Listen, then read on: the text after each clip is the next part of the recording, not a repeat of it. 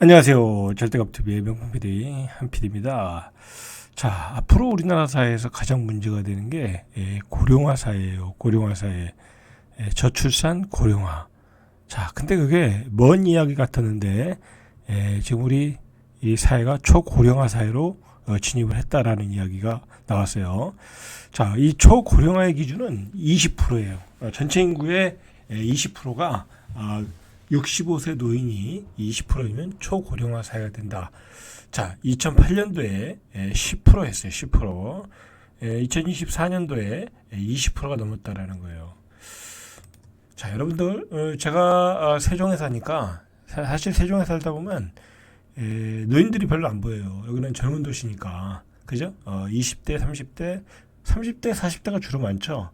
그리고 아이들이 많으니까 그렇게 안 보여요. 요즘은 조금 보이는데 이제 도시가 이제 잘 형성이 돼가지고 노인분들도 와서 사시는데 그래도 별로 안 보여요.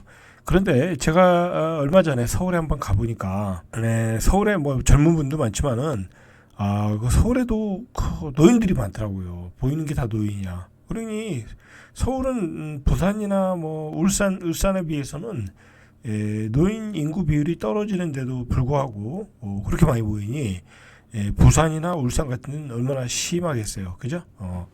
자, 우리가 이 초고령화 사회의 재앙, 그죠? 재앙에 대비를 해야 된다. 자, 이 초고령화 사회가 되면 무엇이 문제냐면 생산 인구가 감소가 되는 거죠. 그죠? 이제 다 은퇴했으니까. 그죠? 베이비붐 세대, 2차 베이비붐 세대 다 은퇴하고 있잖아요. 자, 그 사람들이 이제 고령화로 가는 거야. 우리가 예전에 많이 이제 출생했던 나이대가 다 이제 은퇴하고 65세로 가면서 초고령화로 가는데 그 사람들은 이제 일을 안 해요. 뭐 물론 이제 생계를 위해서 일하시는 분들이 있는데 전체적으로 이제 세금 내는 금액이 적어지는 거죠. 어쨌든 생산 인구가 감소된다. 뭐 그분들이 공장에서 일할 수는 없잖아요. 그죠? 나이 65세 되고 그 나이에 할 수는 없단 말이야. 그러니까 생산 인구가 감소가 되는 거야. 세수도 감소돼. 대체로 우리나라 그 예산 중에서 가장 많은 부분을 차지하는 게 보건복지부예요. 그죠? 보건복지부의 예산이 제일 많아요.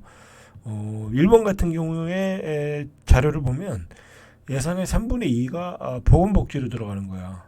자, 근데 그게 다 그 세금이 어디서 들어오는 거예요?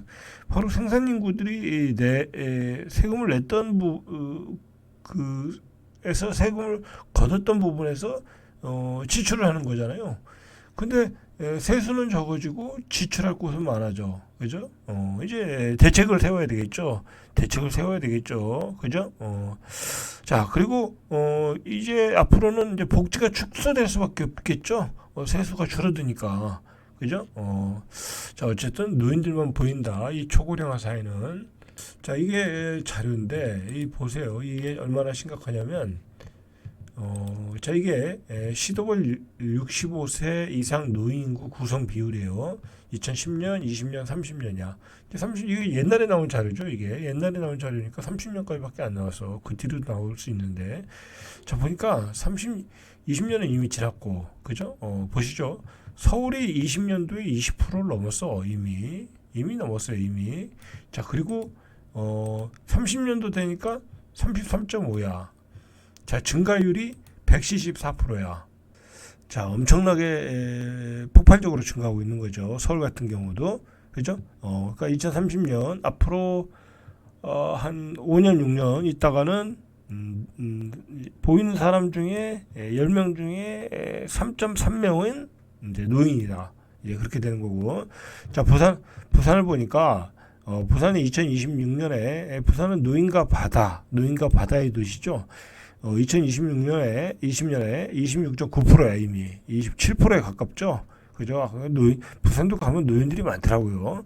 자, 그런데 2030년 가니까 48.6%야. 그러니까 두 사람 중에 하나가 65세 노인이야. 와, 그럼 뭐 부산은 뭐 경기가 어떻게 되겠어요? 그냥 폭삭 주잡겠죠. 자, 노인이 되면 돈을 안 써요. 쓸 수가 없어요. 쓸 필요도 없고. 뭐 술을 마시러 다니겠어요. 뭐 옷을 사 입겠어요. 어디 뭐 놀러 다니겠어요. 그죠? 아무래도 활동력이 떨어지다 보니까 돈을 안 쓴다. 자, 지방 경제가 무너질 수 있다라는 얘기죠.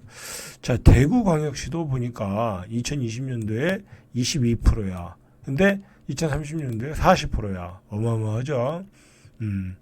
자, 더 심각한 데도 있어요. 지금 40%대가 나오는 데가 울산광역시 40%가 되는 거 2030년대. 자, 이 전라남도, 북도, 경상북도 이런 데는 말할 필요가 없겠죠. 젊은이들 유입은 안 되고, 기존에 사신 분들은 나이가 들고, 그죠? 그러니까 전라북도 50%, 전라남도 57.5%, 그죠? 이런 적은 어쩔 수 없다 치더라도 중요한 거는 광역시가 다 늙어가고 있다. 그런 게 문제죠. 자, 이게 노동인구는 25세에서 64세의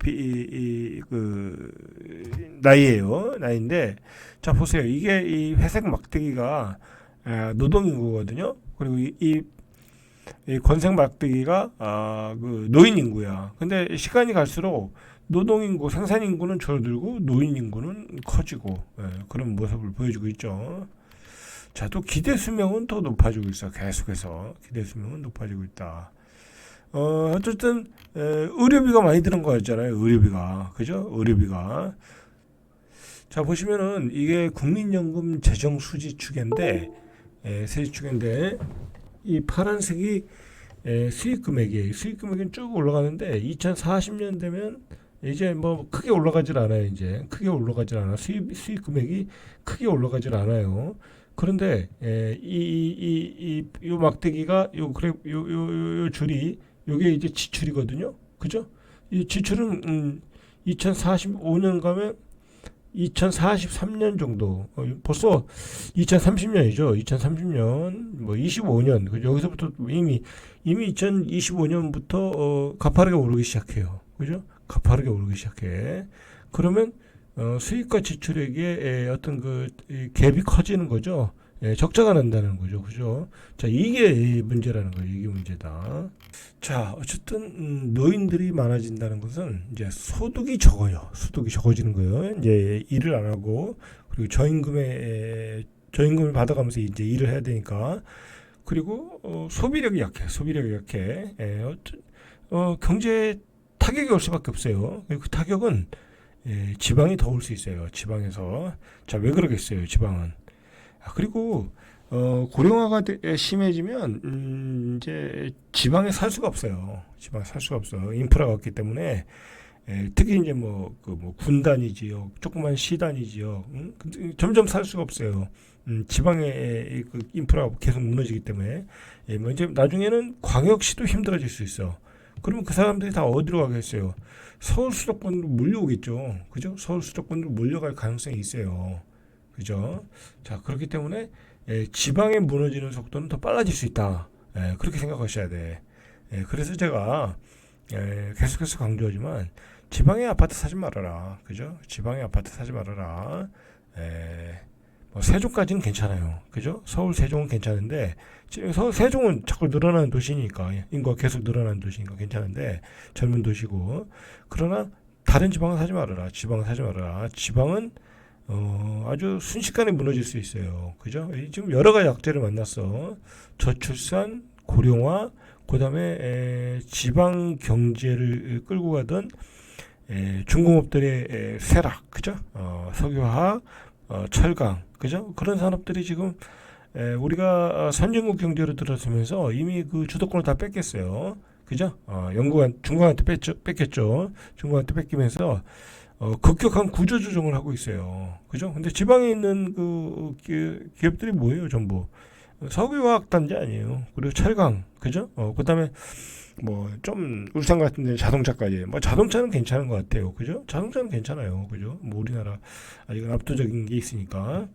자, 대한민국이 23일부로 주민등록 인구 중 65세 고령자 비용이 20%를 넘었다. 일본에 이어서 아시아에서 두 번째로 초고령화 사회에 진입했다라고 발표를 했어요. 그죠? 발표를 했어요. 그래서 이 초고령화 사회에 맞춰서 산업복지제도의 전면적 수정이 필요하다. 그래서 이제 우리가 나오는 게 그거죠. 정년이죠. 정년, 취업 정년. 자, 지금 60세까지잖아요. 60세까지 다 하는 건 아니지만, 그래서 공무원들부터 65세까지 늘려야 된다라는 얘기가 나오는 거예요. 요즘은 60세도 건강하기 때문에 65세까지는 가야 되는 것 같아요. 우리 그 평균 수명도 이제 연장이 됐기 때문에 65세까지는 일을 해야 되는 것 같아요. 그리고 65세부터 우리가 실제로 또 연금을 받잖아요. 어느 정도 규모냐면 전체 65세 주민등록 인구가 이상 인구가 1024만 명, 1024만 명이라는 거예요. 전체 인구가 5122만 명인데 그 중에 1024만 명, 20%를 차지했다고 발표했어요. 자, 일반적으로 유엔에서 65세 인구가 전체 인구에서 차지하는 비중이 7% 이상이면 고령화 사회, 그죠? 14% 이상이면 고령 사회, 20% 이상이면 초고령 사회, 그죠? 초고령 사회. 여러분들 이게 오래 살아서 이런 문제가 발생하는 거예요. 오래 사는데 중요한 거는 젊은 아이들이 결혼도 안 하고 애를 안 낳아. 그러면 남는 게 뭐가 있겠어요? 그냥 나이 드신 분만 남는 거야. 나이 드신 분만. 자, 우리나라가 얼마나 빠른 속도로 이 초고령화 사회로 왔냐면 2008년도에 10%, 그죠? 처음으로 10%대 진입했다라는 거죠. 2011년에 11%, 그죠? 2013년에 12%, 1%씩 증가했네요. 2015년에 13%, 2017년에 14%, 2019년에 들어서 15%, 한 1%씩 증가했네요. 자, 그러다가 2025년에 오니까 20%, 그죠? 20% 계속 1%씩 늘어난다고 생각하면 되겠네요. 그죠? 자, 그래서 16년 만에 2배 이상 급증했다. 그래서 1000만 명이 됐다. 끔찍한 거죠. 그죠? 5200만 인구 중에 1000만 명이 65세 노인네야. 끔찍한 거예요, 사실. 그러니까 요즘 병원 가보세요. 병원에 그냥 사람 그 노인분들이 바글바글해.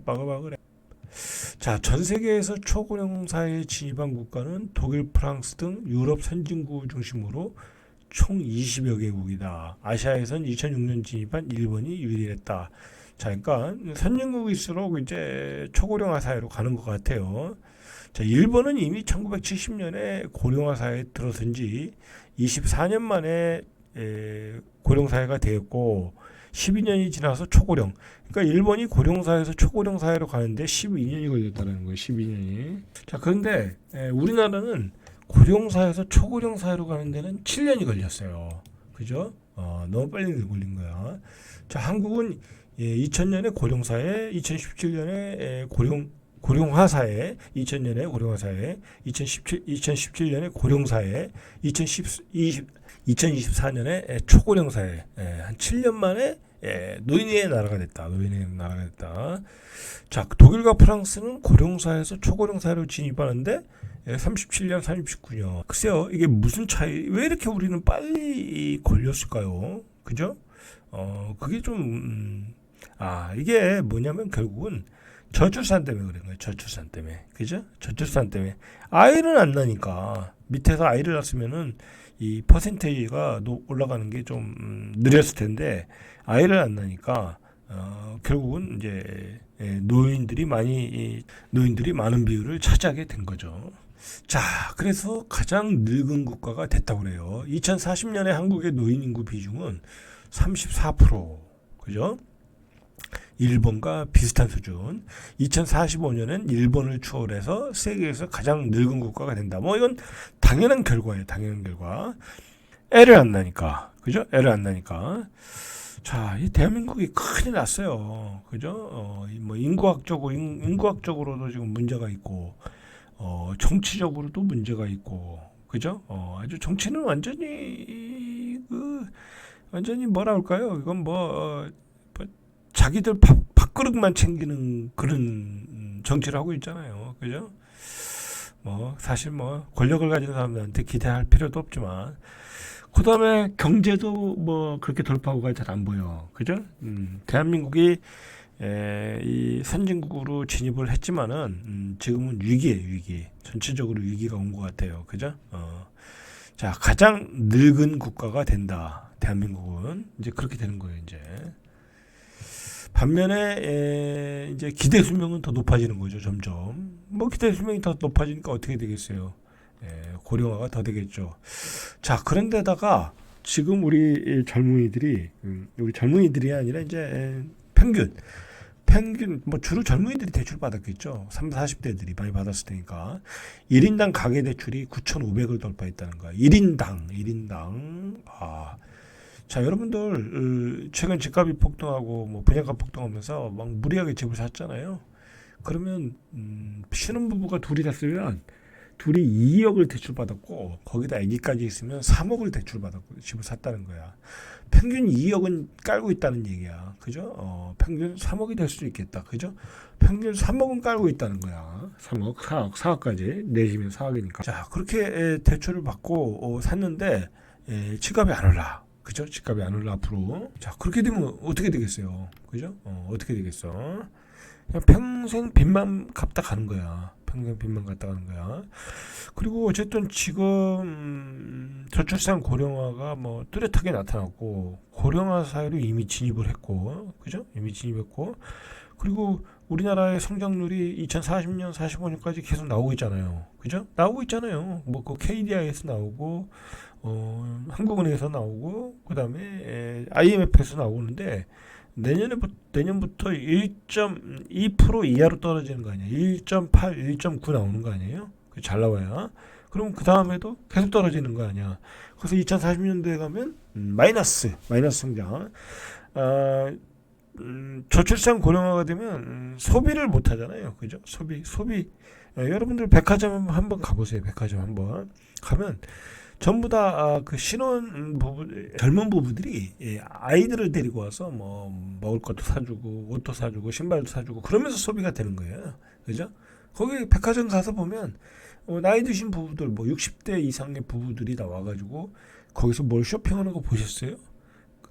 거의 없어요. 거의 없어. 그리고 쇼핑할 것도 없고 아니 뭐 집에서 놀고 있는데 가서 뭐 옷을 20만 원짜리 30만 원짜리 사 입을 일이 뭐가 있겠어요. 소비가 안 된다. 소비가 안 되는 거예요. 소비가. 자, 그런 문제가 우리 앞에 있기 때문에 결국은 이제는 자산 디플레, 그죠? 자산 가치가 떨어지고, 그죠? 자, 그리고 잃어버린 30년으로 가고 결국은 뭐 우리가 이게 잃어버린 30년이 오냐 안 오냐 뭐 말이 많았잖아요. 불과 한 2, 3년 전만 해도 안 온다. 우리는 일본하고 다르다고 했는데 뭐 다르긴 뭐 개뿔이 달라요. 그죠? 일본하고 똑같이 가는 거지. 그 결국은 여러분들 아이 뭐 여기 이런 데 올라가지 않느냐. 압구정동 올라가고 뭐 이런 데 뭐 고급지는 올라가지 않느냐. 뭐 그렇게 이야기를 하면서 부동산 가격은 안 떨어진다는데 여러분들 아파트 가격이 이중화가 될 수 있어요. 이중화가. 그 뭐냐면 이런 데는 고급지기 때문에 고급 아파트를 사는 사람들의 주머니는 넉넉하잖아요. 그러니까 이런 데는 그냥 현상 가격 유지가 될 수 있어. 가격 유지가 될 수 있어. 뭐 그러나 급등하기는 힘들어 이제. 급등하기 힘들어. 그렇다 치더라도 뭐요? 그러면 이 바깥에 B급지들, 그죠? B급지들은 굉장히 힘들어질 수가 있는 거야. 수요가 없다니까. 여러분 생각을 해보세요. 뭐 그나마 좋다는 지역이 뭐 요즘 좋다는 지역이 예를 들어 뭐 신길동 이런 지역은 뭐 그나마 괜찮잖아요. 그죠? 신길타운이 있는데. 자, 그런데 여러분 여기 사는 사람들과 그다음에 성수동 압구정동에 사는 사람의 차이가 뭐가 있어요?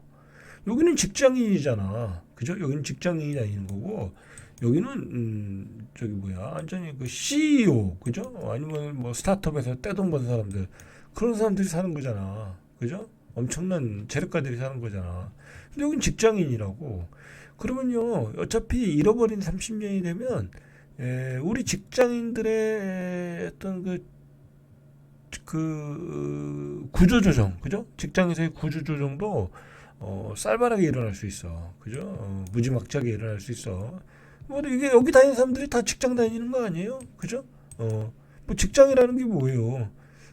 결국은 돈을 못 벌면 구조조정 하는 거 아니에요. 이제 그런 기반이 무너지면 서울의 B급지도 무너질 수 있는 거야. 뭐 C급지는 뭐 당연한 거고, 그죠? 근데 B급지도 무너질 수가 있는 거야. 뭐 B급지라고 해서 뭐 대단한 사람들이 다니는 거 아니잖아요. 사는 거 아니잖아. 다 대기업 다니고 직장 다니고 은행 다니고 좋은 직장 다니는 거잖아. 근데 그 좋은 직장들이 잃어버린 30년 되면 무너질 수 있다. 무너질 수 있다. 뭐 지방은 말할 것도 없어요. 지방은 왜 말할 것도 없냐면 지방을 지탱하고 있는 그 산업들, 그죠? 지방을 지탱하고 있는 산업들이 다 해외로 이전하는 추세야. 그죠? 이거 트럼프, 그다음에 바이든 보세요.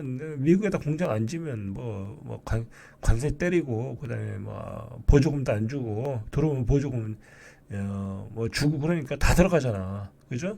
그리고 관세 장벽 때문에 이제 바깥에서 할 수도 없고 그러니까 지방에 이제 공장을 질 수도 없고 있는 공장도 폐쇄하거나 합병하는 추세고 그러니까 지방은 그냥 복상 망하는 거야. 복상. 뭐 지방에 가서 이제 할 사업이 없어요.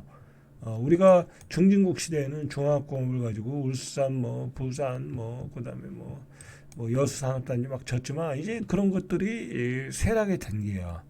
자 이제 지방은 그냥 쇠락이야 쇠락. 빨리 탈출하시는 게 좋다. 지방은 빨리 탈출해라. 그죠? 제가 누누이 강조하는데 혹시 지방에 갭 투자로 많이 들어가신 분들 빨리 탈출해야 돼. 빨리 탈출해야 돼. 2030년 되면요 이미 그 일이 벌어졌어요. 이미 벌어졌어. 지금 석유화학 산업이 얼마나 급하냐면 정부가 나섰잖아요. 통폐합 과정을 어떻게 좀 진행을 할까, 이걸 어떻게 구조조정할까 나왔잖아요. 그게 사실 조금 더 늦게 나올 수도 있었는데 뭐 적자가 한 1년 나니까 바로 나오는 거야. 그리고 실제로 또 적자가 나니까 롯데 같은데 적자가 나니까 롯데 그룹이 흔들리잖아. 그죠? 그 그룹이 흔들리잖아요. 그럼 롯데 다니는 사람들은 다 어떻게 되겠어요? 이제 구조조정 당할 수밖에 없는 거야. 그죠? 그리고 롯데 알짜 회사들 다 팔아먹고 있고 그렇게 되는 거예요. 이제 그게 롯데만의 일이 아니다. 그죠? 롯데만의 일이 아니다. 전체적인 일이다라는 거죠. 전체적인 일이다. 자, 그래서 저는 이미 한 몇 년 전, 한 3년 전부터 우리 이미 피크 칠 때 세종과 이 서울 수도권만 봐라. 이미 말씀드렸어요. 서울과 세종 수도권만 봐라. 근데 그때 3년 전 얘기할 때보다 오히려 상황이 더 악화됐어. 그죠? 우리 산업의 경쟁력이 너무 떨어졌고, 그리고 고령화는 너무 빨리 왔어. 그죠? 그리고 잃어버린 30년이 안 올 거라고 생각했는데, 안 올 거라는 건 아니지만, 조금 더 늦게, 2030년 정도 되면 올 거라고 했는데, 그게 25년에 이미 수치로 다 나타나기 시작했어. 그죠? GDP로 나타났고, 그죠?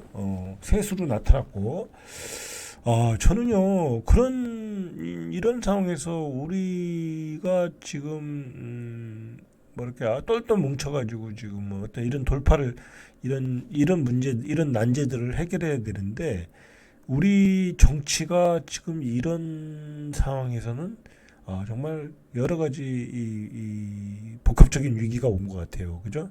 위기가 온 거야. 그죠?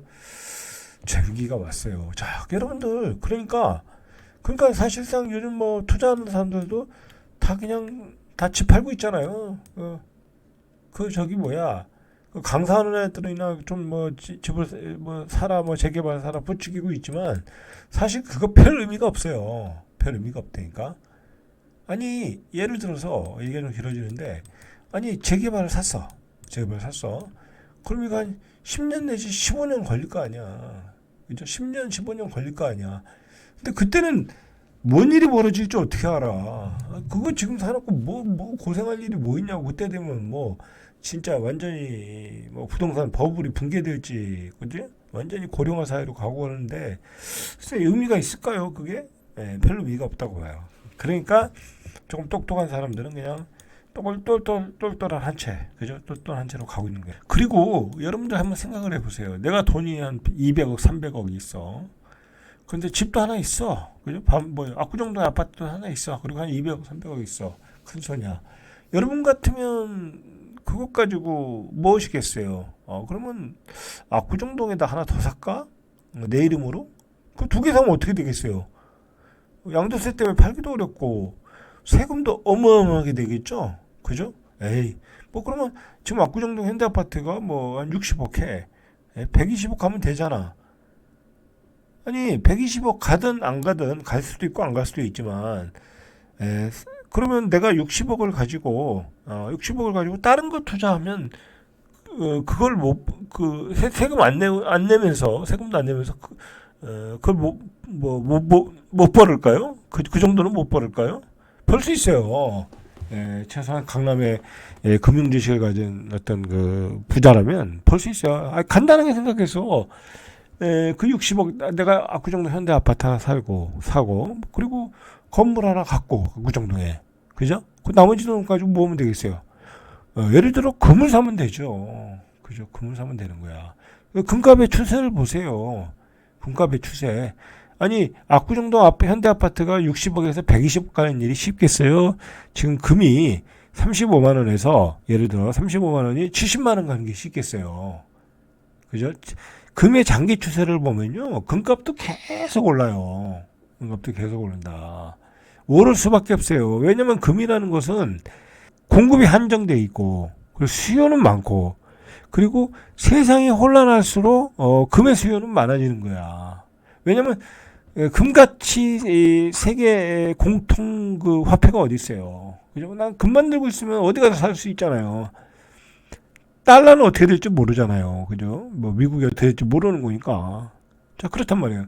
그렇기 때문에 돈 가진 사람 입장에서도 이제 저출산 고령화되고 이제 잃어버린 30년의 디프레이션이 시작된다고 하면 부동산에 대한 투자를 줄여나갈 수밖에 없어요. 그죠? 줄여나갈 수밖에 없다. 그리고 대체 투자자가 너무 많아졌다. 뭐 비트코인을 사서 모아도 되고, 그죠? 오히려 뭐 채권을 사는 것도 안전할 수 있고 대체 투자가 많아졌다. 그리고 이제는 세금 구조가 복잡해졌잖아요. 그리고 세금도 많이 나오고, 그죠? 그리고 또 정권이 바뀌면 또 세금이 강화될 수도 있고 그런 점 때문에 이제 부동산은 점점 매력이 없는 상품으로 재테크 상품으로 가고 있는 생각이 들어요. 자, 오늘은 여기까지 절대값TV의 명품 PD 한 PD였습니다.